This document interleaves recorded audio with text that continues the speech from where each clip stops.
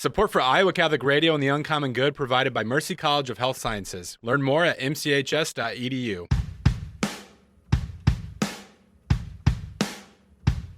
Welcome, folks, to The Uncommon Good with Bo Bonner and Dr. Bud Marr. Every week, diving deep into the truth of Catholic social teaching and restoring all things in Christ. The Uncommon Good is on the air. I'm Bo Bonner. I'm Dr. Bud Marr. We are coming to you from these United States of America, here in the middle of the country, good old Iowa, on Iowa Catholic Radio, on the Iowa Catholic Radio Network that you can hear through your radio devices, through the iowacatholicradio.com or Iowa Catholic Radio app, and then, of course, all of our good podcast listeners. Thank you for listening to the show. Thank you for supporting Iowa Catholic Radio. Thank you for being out there, listening, learning, and then going out into the world, making a difference. This is The Uncommon Good. I'm Bo Bonner. I am the Senior Advisor for Mission Initiatives and the Director for the Center for Human Flourishing over at Mercy College of Health Sciences. Bud, you are? I am the Dean of Liberal Arts and Sciences at Mercy College. And we also want to say thank you because Mercy College underwrites our show. Yeah. Thank you for making it possible. mchs.edu. We are now officially started with our summer semester. People running around, a ministry, a call, a vocation with a lot of need. Well, it is convenient because when you're at the backyard barbecue and work comes up and, a lot of times we're having conversations with friends or children of friends who are thinking about healthcare, it's kind of nice to say they can plug in anytime throughout the year. No waiting. You know what else is great to listen to on radio? Baseball. Yes. And it's baseball season. I went to a baseball game last Friday. I just have to share the story. First off, it was an outing with the Knights of Columbus at St. Augustine's, and man, nice. They throw a good tailgate. I don't know. I feel kind of spoiled as a Knight at St. Augustine's, but in the 8th inning of this game, there was a foul ball, pretty innocuous play, but the catcher picked up the ball and he was trying to do something kind and give it to the fans, but he threw it over that net that's behind home plate, and a fan was not watching, and she got kind of blasted by this baseball. And I wanted to work that into today's show. I didn't know how, so I thought I would just bring it up in the intro because it was almost like a Flannery O'Connor short story. So, like, Grace, when you're not looking, is like a catcher. Okay, I like it. Well, the movie's out. You and I got a Master's of Divinity from Duke, and so when I was in the pastor stage of my life, you were always looking for homily illustrations. I was like, there's one right there somehow. So I got on my notepad to jot it down, and the fans around me were looking at why is this so interesting to him? That's funny because, most people are like, my daughter said something nice to a pet, and you're like, this woman's face. It really jumped out to me, but she seemed okay at the end of being investigated. Well, I think everyone's going to seem okay after they listen to this interview that we're about to do, because our good friend who's been on the show, an all-star, then Ken Craycraft, has a new book, Citizens Yet Strangers. You're going to want to listen to this because I know Ken is going to have brilliant things to say. So this is The Uncommon Good. Bo Bonner, Dr. Bud Marr. Stick around. We'll be back right after this.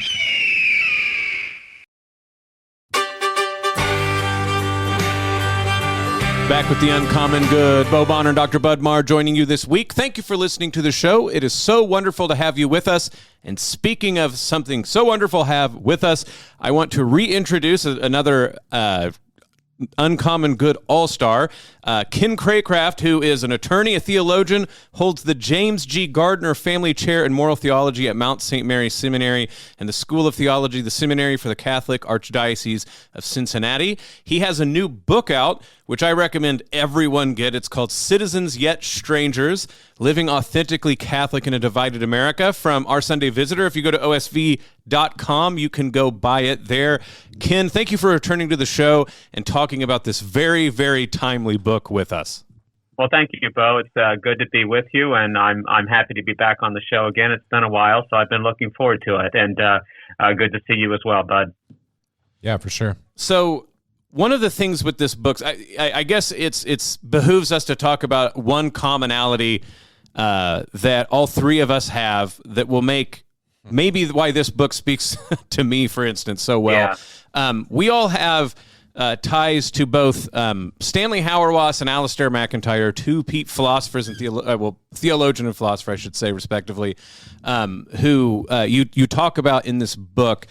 The only reason I want to bring this up is actually for everyone in the room to remind ourselves that not everybody's had the Stanley experience. And sometimes what seems like swimming in water to me, I'm glad in this book you take the time to unpack that for Catholics. And what I mean by this is anybody who studied under Stanley realizes that when we talk about politics or being a part of a body or being part of a church, language is an easy metaphor to start using to talk about why sometimes we understand each other and sometimes we don't.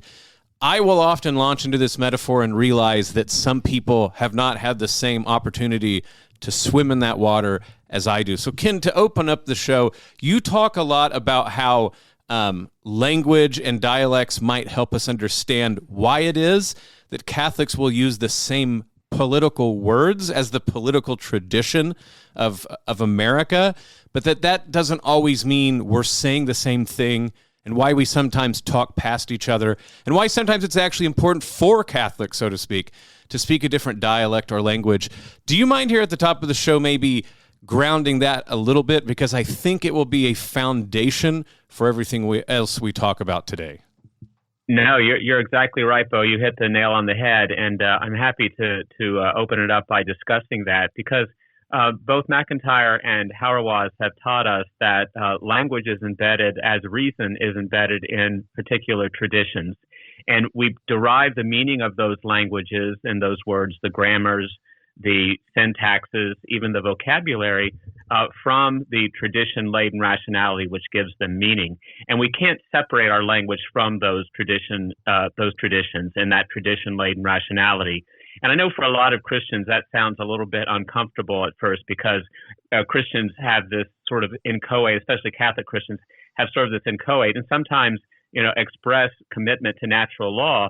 And it sounds like when you start talking about embedded rationality or rational communities or linguistic communities, that you're somehow chucking any notion of any kind of correspondence theory of truth to reality. Right. And that's not the case at all. In fact, in The Peaceable Kingdom, Hauerwas very clearly and repeatedly says that the purpose of narrative is to help us to see the world truthfully, And you can't say that, obviously, if you don't have an understanding that truth corresponds to something outside of the person who utters the truth claim. So what I take that from Hauerwas and from McIntyre, and I think about how we in America use terms and words and phrases as Americans, primarily as Americans, before we even think about being Christians, and how the words and terms and phrases have been informed precisely by a very particular kind of political rationality.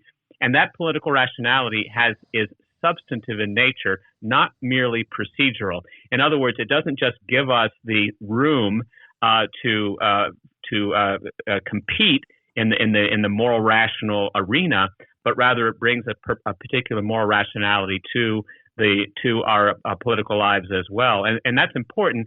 And in some sense, that's sort of calling out Enlightenment liberalism or political liberalism, because it's making a claim that I think is just a false claim. And the reason that it's false is because the claim itself is already embedded in a particular view of the human person. And so the McIntyre piece obviously is there right expressly at the beginning of the book, when I use his famous thought experiment from chapter 1 of After Virtue, and then here and there you'll see references to Hauerwas. But as you as you both know, Bud and Bo, this book is very Hauerwasian in its tone and flavor, and anything I write is because Hauerwas has been a formative influence on my thinking. When I think of that background, Ken, the way that our rationality is tradition dependent, or, we could talk about our political theology being grounded in a tradition. I can't help but think about our traditions around interpreting scripture. And when I read the book, I sort of like foundationally, I thought how Christians have received and understood the teachings of Jesus. And this is a bit of a thought experiment of my own, but like when you go back to passages like where our Lord said, "My kingdom is not of this world," or something like when asked about taxes, like "give to Caesar what is Caesar's," I think some Christians hear those words, and they think there's like kind of this strict bifurcation. So when Christ thought about politics, he wasn't really so much concerned about what was happening in this world. His ultimate concern was a different, having to do with a different realm. But I think, at least during my time learning under Hauerwas, he pushed against those readings of Scripture. I don't know, how would, like, any thoughts on those sorts of passages? Well, wait, the Caesar one, save for segment 2, because there's tons we can talk about that one. So throw the first one out there. I'll save the Caesar one for later, but Bud, again, you absolutely hit the nail on the head. I mean, one of the accusations against Hauerwas that is just so off target is that he is some kind of, as James Gustafson said many years ago, a sectarian tribalist, and that he advocates retreating from questions of public policy and polity, and it's quite the opposite. The problem is that what people don't understand, and this is what I'm trying to say in this book, is, as Hauerwas was fond of saying, the church doesn't have a politics; it is a politics, and we have to understand that everybody has a politics, and all politics compete against other politics. And so what I'm trying to do in this book, and this is the Hauerwasian flavor of it, is to try to recover the church's own political language, not, it's important to note, for the purpose of changing the society around us. That should not be our purpose, because if that becomes our purpose, then that also becomes the final cause of our political language. Mm-hmm. And if that's the final cause of our political language, we necessarily mold it to the political culture around us. No, we wanted to speak a distinct moral language, recovering our own rationality, which of course is rooted in things like natural law, but which is the expression of a particular kind of politics. It doesn't retreat from, but rather offers an alternative to. One way that I like to put it, I wish I'd kind of put it this way in the book, but it has sort of been teased out in various interviews I've done since the book, is that I'm not suggesting a middle way between the right and the left in American political discourse, because what I'm suggesting is not even on that continuum. Mm-hmm. Now, that doesn't mean, again, that it doesn't prescind from questions about public policy. My chapter on the family has all kinds of public policy suggestions, but those are embedded in the particular politics, the particular political language of the church, rather than the political language of modern liberalism, and I think that's a very important point, and it's an astute observation to see that in the book, because that's exactly what I'm trying to do. Well, I'll throw in another Hauerwas student. So Dr. Russell Hittinger has brought this up before, that within Catholic world, we have sort of got into the bad habit of imagining social doctrine as simply policy preference, or, yes. And exactly what John Paul II at one point, and again, this is me saying from Hittinger, and he could say exactly when this happened, because that's his deal.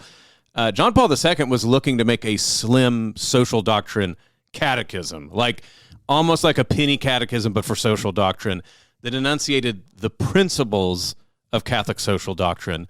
And what I think you are showing is why, going back to the principles of our political structure, and then, as you point out later with John Courtney Murray, asking if the regimes of the world actually work with us and not the opposite way around, is you think about a word like dignity, for instance. Obviously in Catholic news, because of, dignitas infata. Infinita is about, I don't want to, I keep messing that word up. But the point that I bring that up is, of course, so Alistair McIntyre himself famously, relatively recently, called out that there's a lot of smoke and difficulty in the very concept dignity, and that it clearly has sort of social cachet precisely because of non-Christian reasons, right? There's a lot of modern secular discourse. You go back further, of course, dignity is something that only really rich aristocratic pagans had. And then, the carnivalesque way in which Christianity has inverted the word dignity. So it's important for us to not think of that document that just came out as, what we're finally trying to do when we bring up the UN Declaration on Human Rights is we're finally trying to bring what we've always thought into line with what's popular and modern. It's actually the opposite way, is hey, if you guys aren't careful, we're going to take all your neat little political words and make them bow to the gospel. And I think that that's the sort of interesting thing, the sort of electricity that Catholic thought can bring to political arguments if we follow what the spirit of your book is getting at. No, I think that's absolutely right. And Dignitatis Intonata is very timely that it came out, just a few weeks after my book did, because it's making very much the same point. In my chapter on dignity, I basically say the same thing that the first part of that document does about ontological dignity. And I don't use the term moral dignity, but I also talk about it in the way that we can fail to be consistent witnesses to our ontological dignity. And that's exactly right. There are some words that we have to cling to and recover, and there are some words that we have to let go. Let me give you an example of what I mean by this. I just finished this semester teaching Catholic medical ethics, and we did in our segment on body modification, we talked about obviously transgender issues, because in transgender issues you're destroying perfectly healthy body parts on so-called gender affirmation surgery. So what I suggested there, and this is something new for me, and I'll say that I learned this from Abigail Favale in her wonderful book, what's it called? The Genesis of Gender. Yeah. Genesis of Gender is it's time to stop using the term gender, because we don't need it. Now, we need the word dignity. We don't need the word gender, because gender is so completely now overdetermined by transgender ideology that I think it's irretrievable. So how many genders are there, we might be asked? The answer is 0. There are 2 sexes. So we can let that word go. Dignity, we can't do that. And, as much as I admire and love McIntyre, obviously, that talk obviously rippled throughout the Catholic world. But I think that we have to cling to dignity, and we have to, of course, recover the moral rationality that gives it meaning. And I lean more toward Hittinger on this point, obviously, than I do McIntyre. But it's a very good point. And I spend a good deal of time talking about dignity, and I kind of tease it out from I think I use Binks Bowling from Walker Percy's novel The Moviegoer to talk about how dignity is rooted in a sense of transcendence and a sense of being able to abstract from the self. And those are all extremely important aspects of dignity as being made in the image and likeness of God. And we have to cling to that, I think. And I try to do that in the book by recovering a language of dignity that doesn't have the baggage of Enlightenment liberalism. When I have these conversations, I sometimes anticipate objections or how others might hear what we're talking about. And part of this is from personal experience, because when I've tried to channel some Hauerwas, maybe like even in conversations at like a backyard barbecue, I sometimes have Catholics, Ken, who feel like I'm saying we should give up. And I don't know if you ever hear that sort of an objection, but I wonder if you have thoughts about what's the best way, because whenever elections roll around, I know for a lot of our listeners or friends, it's kind of like, well, yeah, that's fine and good, but if we lose this one, like the consequences are so drastic for the future of things that we can't really. It's sort of like, well, that's nice what you're saying, but like, let's get down to brass tacks. I mean, is one way to think about this that we're called to transcend those dynamics or explode them or, reframe them? How do we kind of, if someone hears us as saying like, well, you're throwing in the towel, what's sort of the rebuttal there? I think we have to take a longer and more capacious view of what it means to be involved in politics, including how our political choices affect not just the polity around us, but also our own souls. And I don't think we take seriously enough how political participation molds the soul. And when we make a commitment to a particular political agenda, and in the U.S., it wasn't designed this way. In the early history of the U.S., the partisanship was not a thing. In fact, the early developments of parties happened over the resistance of people who were forming those parties. But it is what it is. Now we have it. We have 2 parties. Obviously, there are smaller parties, there are fringe parties, there are third parties. I get all kinds of stuff, from the Solidarity Party. But with all due respect to what they're doing, a vote for the Solidarity Party is the same as no vote, because it's not going to make any difference. on the election. It is, however, going to make a difference on us, on the person who casts the vote. And I think, Bud, that we have to take that seriously, whether it's in the backyard barbecue or in the election, in the ballot, where we cast our ballot. We have to take that seriously, and we have to take seriously what it means to align ourselves with not just a candidate, but the whole host of meanings that voting for that candidate reflects about us and what's the word I want? Not reflects, but emits to those around us. And I think that we have to take seriously that one of the ways that we fulfill the gospel mandate to make disciples sometimes is standing as a witness against political alternatives for the sake of politics, not for the sake of abstracting ourselves from politics, but for the sake of politics. And sometimes the most politically charged thing that we can do in a particular situation may be, in a particular situation, not always, to say that there is no choice that I in good conscience can make, and my witness is against the being forced to make a particular choice. I think those occasions are rare, and I want to emphasize that. But I think that we also make a mistake if we don't see that sometimes that is the case.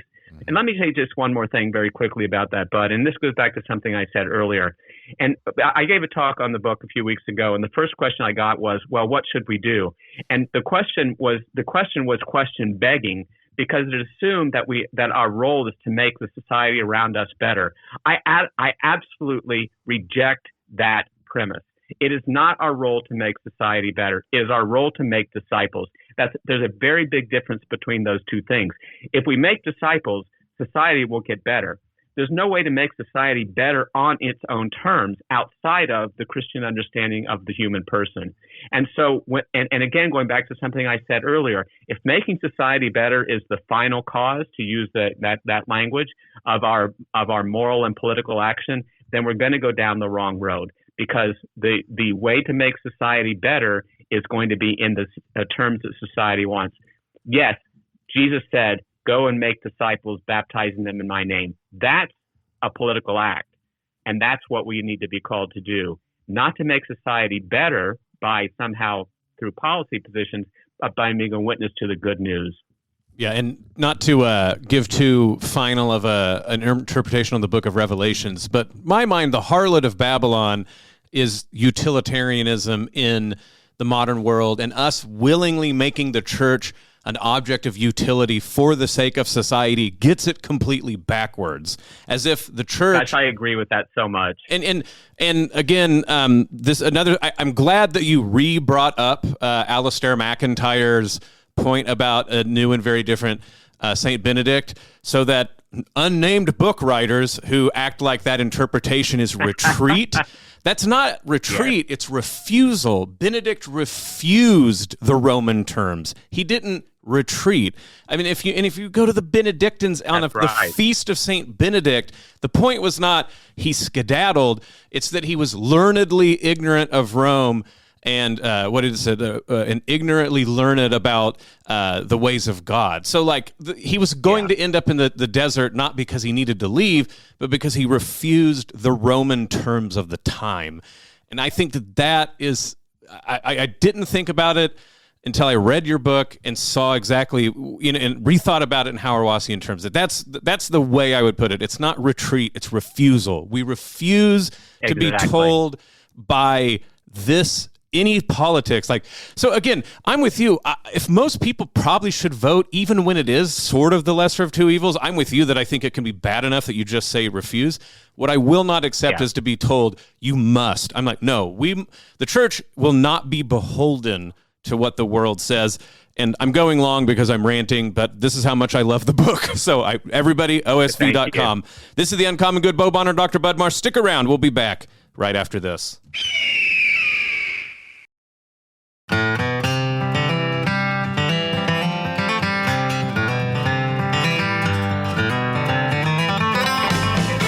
Back again with the Uncommon Good. Bo Bonner and Dr. Bud Marr joining you this week. Thank you for listening to the show. We are having such a good interview. Let's hop right back into it. Ken Craycraft, who has written Citizens Yet Strangers, which you can pick up at osvbooks.com.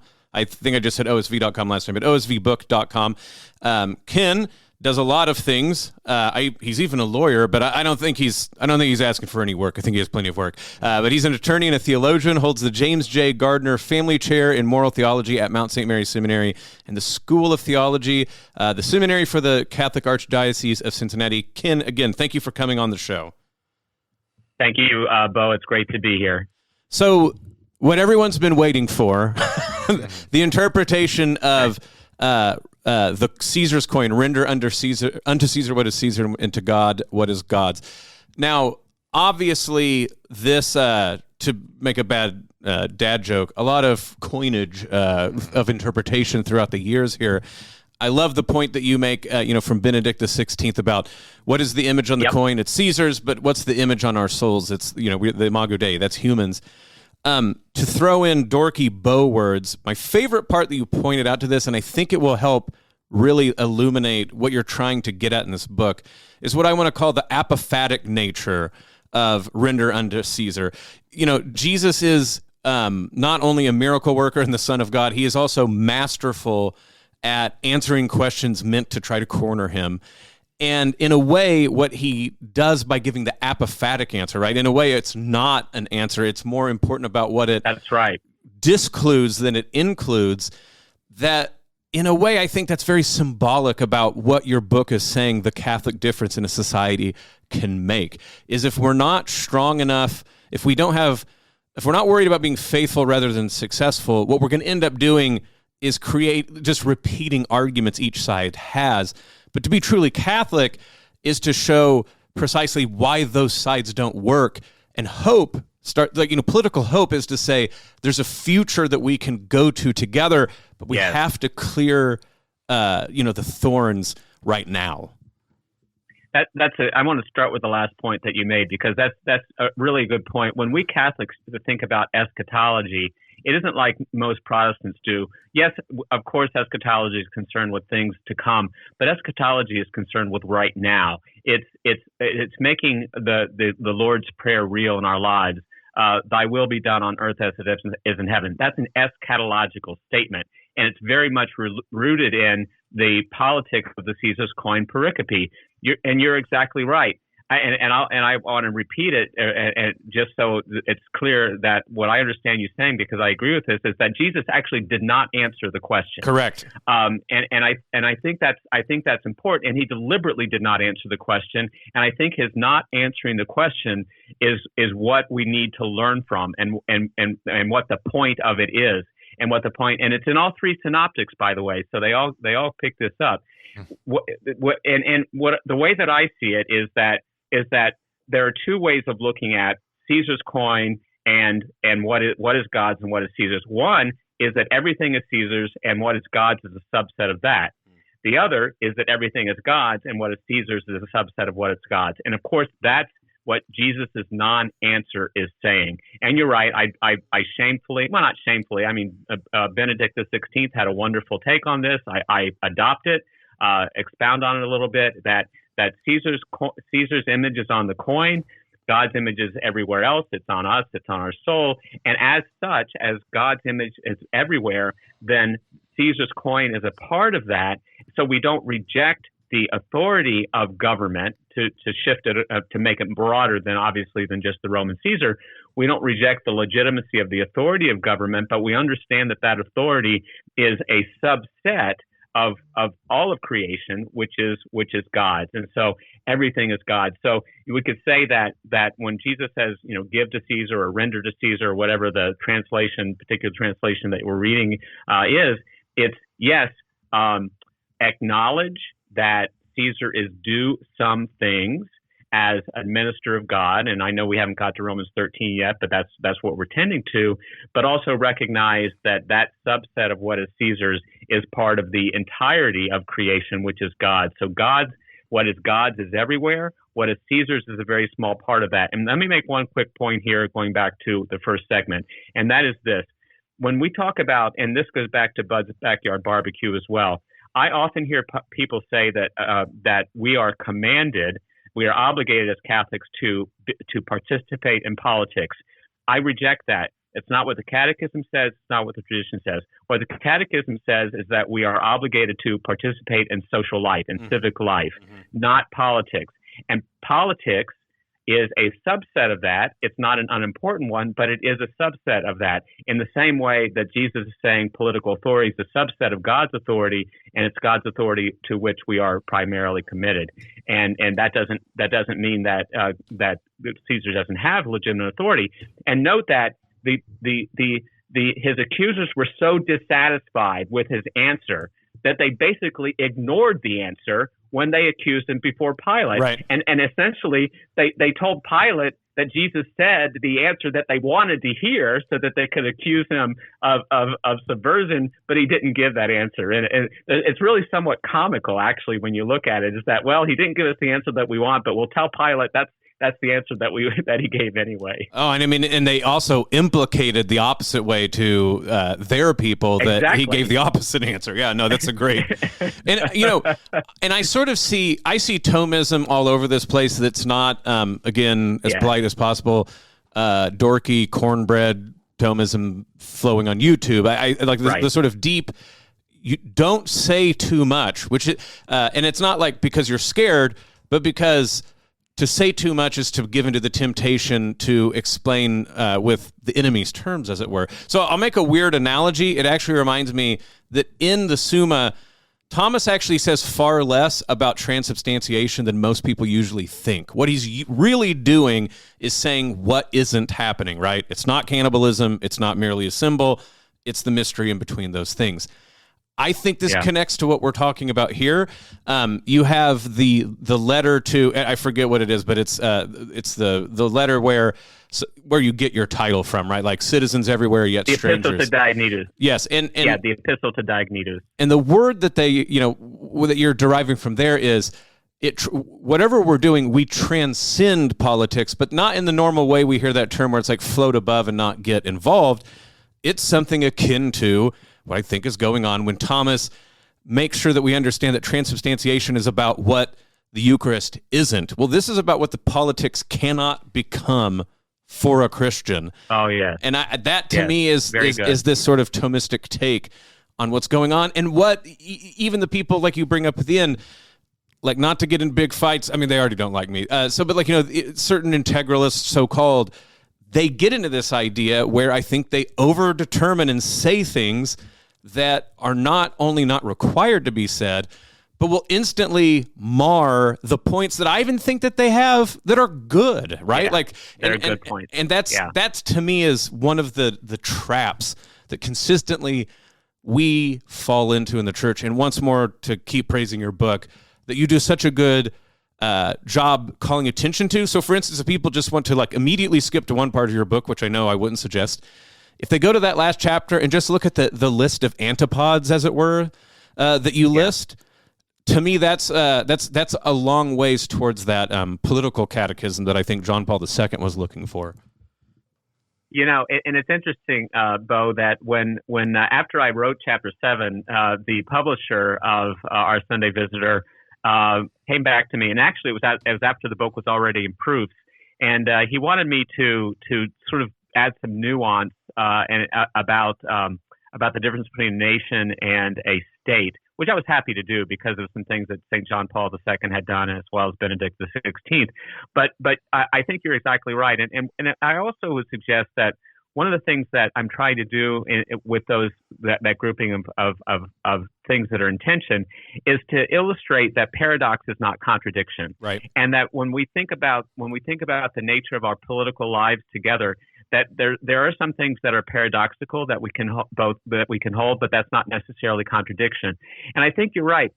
And in fact, I really like the way that you put it. If we try to say too much or define in too granular a way, then we find ourselves backing ourselves into corners that we don't really want to back ourselves into.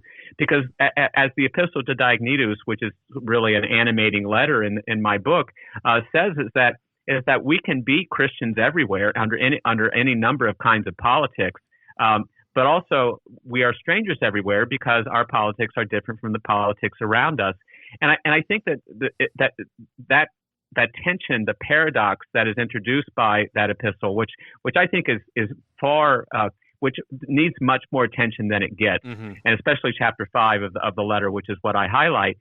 It really does illustrate in a very sophisticated way, keeping in mind that that's from the late 1st or early 2nd century. It really is a very sophisticated articulation of the paradox and the tension between Christian commitment and political life, and in a political regime or a political mood that was far more difficult for those Christians than it is for us. And part of the reason I think that it's less difficult for us is that we have allowed ourselves to be tamed and tolerated, whereas they didn't do that. But that's a very good point. When I think about these topics, Ken, and even with what we were saying about Christ's conversations around taxation, it jumps out to me that each generation of Christians kind of faces like special temptations or unique ones depending on their context. So with the first followers of Jesus, they're really wrestling with, well, what is our place as followers of Jesus in light of living under the Roman Empire? And one thread that I hear in your book that I've wrestled with is here in the United States, or you could say like Western liberal democracies more broadly, it seems to me there's a unique pitfall around the understanding of the human person. And when we think about electoral politics, it seems if you turn on the news, you would get this sense like, well, there's this dramatic choice at play. And like we're going to go down one path or another. But both parties, for the most part, the dominant parties are operating with a certain understanding of the human person. I know, could you speak to that at all? Even with, I think of the terminology of liberalism, and we think of liberal in a certain key as it's applied to electoral politics, but there's a whole tradition around how we understand the person and how that operates in our political discussions. Yeah, exactly. And I don't, when I use the term liberalism throughout the book, I don't mean the political ideology or political commitments of the left on the American political spectrum, but of course I mean liberalism as what everyone subscribes to from the right to the left. And in particular, to get to your question, the moral anthropology of radical individualism, which is characterized most acutely by claims of possessive individual rights. And of course, that's a foil throughout my book. And again, we're going back to Hauerwas and McIntyre as well. I don't remember if I quote McIntyre when he said that rights are fictions, but fictions with highly specific properties. Right. But that's what they are. They're fictions with highly specific properties. And that vision of the human person, to go back to a point I made earlier about liberalism being a substantive, not merely a procedural political philosophy, goes right to the heart of that point, because in liberalism, the human person is isolated, individualist, morality is privatized, and it's built upon a theory of individual rights by which we all have claims against one another. And of course, I use Hobbes as the quintessential English articulation of this, but you get it in Rousseau on the continent. You get a different flavor of it, but you essentially get the same thing with Kant on the continent. I use Hobbes because Hobbes is really the America's philosopher. I know people like to say Locke is, but I really think Hobbes is really America's philosopher. I think that the founders, Jefferson in particular, like to quote Locke because it was more palatable. But it's the same moral anthropology, and it's the same view of government built upon that anthropology. It's slightly more polite. That's it. Yes, exactly. Yeah. Locke is Hobbes with good manners. Yep. Now, of course, there is a difference in their prescriptions for what to do with the state of nature. Of course, Locke thought that we will all work it out by some kind of norm of universal rationality. Whereas Hobbes said, no, that's never going to happen. So we need a strong authoritarian state. And what we've seen, I think, is we've gone through a Lockean phase in the U.S. and now we're moving toward a Hobbesian phase in terms of what we wind up with, starting with this particular political anthropology, this theory of the human person. Yeah, I mean, we could do an entire show about certain events, that maybe one that happened in 2020, like awakening rival leviathans. That's a whole other show. What this reminds me of, though, so talking about even, to me, one way to illustrate this, because with the letter, you were bringing up a sort of patristic understanding about this. Bud pointed this out, like, how is it that the early church started to understand themselves being in but not of places? I think of even Lactatius, and I know I'm saying his name wrong. If you want to read how wild it got, right? Like, that guy wrote a book where he tried to prove the truth of Christianity by how all the rulers died, right? Because he didn't have this idea of there's these individual merits and things like this. And he said, the one way you get a nation where one didn't exist before. And I mean, this is me, whatever the English translation I read, he said we have to become brothers of the soul, or soul brothers, and then we would make jokes about funk music playing after he said that. But this gets to the talk you have at the very end of your book, which again, another Hauerwasian intriguing statement, which is, could you ever actually be a patriot in the United States? Which, I mean, you want to talk about shots fired there again. That is a great way to end the book, with people getting in an argument. But real quick, to your point, patriotism in the oldest sense, is patria, the father. So how is it that people who basically, except you said in rare instances of Native Americans, they all came here and they subscribed to a nation because they agreed, supposedly, right, like that social contract with Locke and Hobbes, to an idea. And I would say even the sort of strongest, most positive flag-waving flavors on both sides agree with this idea, like the experiment of democracy or republicanism, or however they put it. And so what would it mean to be patriotic about an idea? And then you go, and is America really a nation? Which, yes, gets to the heart of, it's really difficult to use human words and not have them sort of be slippery. But I think what I took away is Christians have a greater claim at nationhood than the United States does, because we believe we are all brothers and sisters in the blood of Christ, and America, by definition, does not believe it's constituted in that way, but it's constituted by an idea.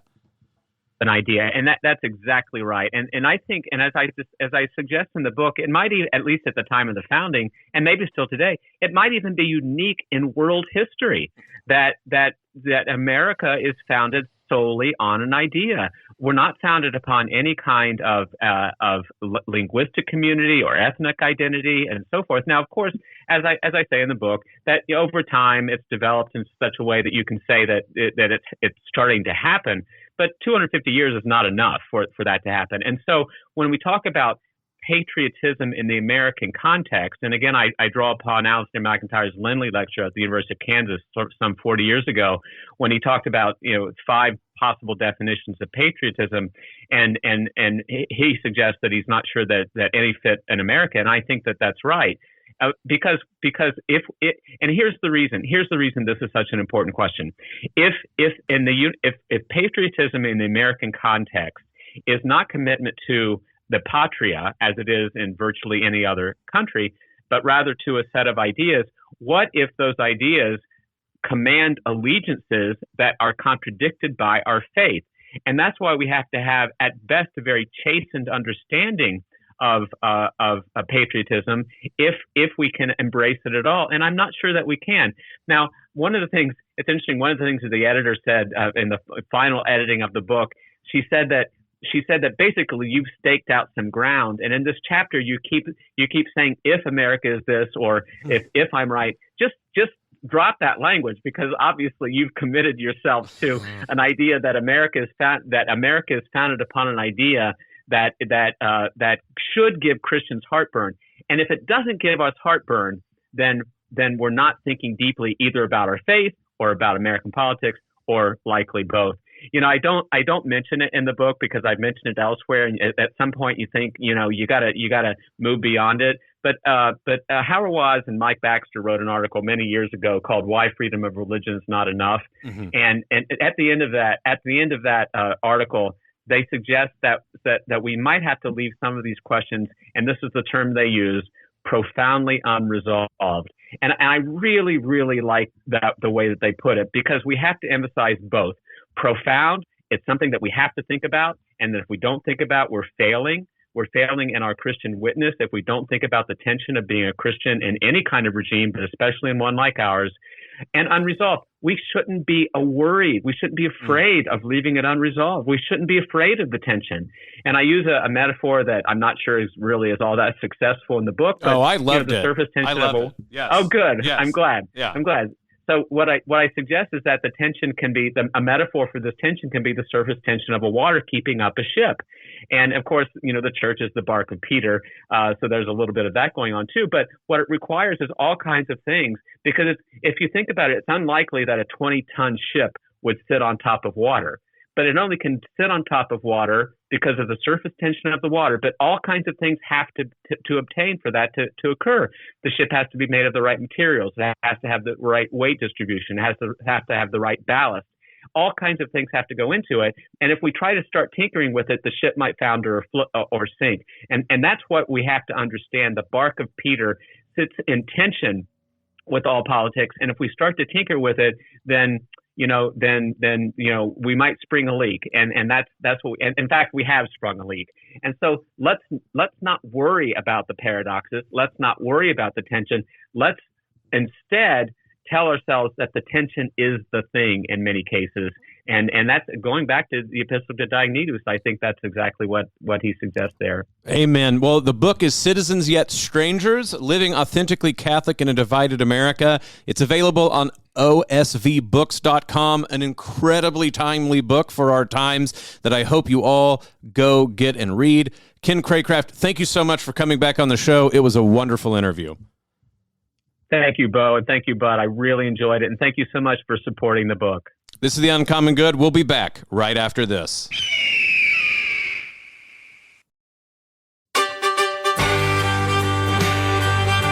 Back with The Uncommon Good. Bo Bonner and Dr. Bud Marr joining you this week. Thank you for listening to the show.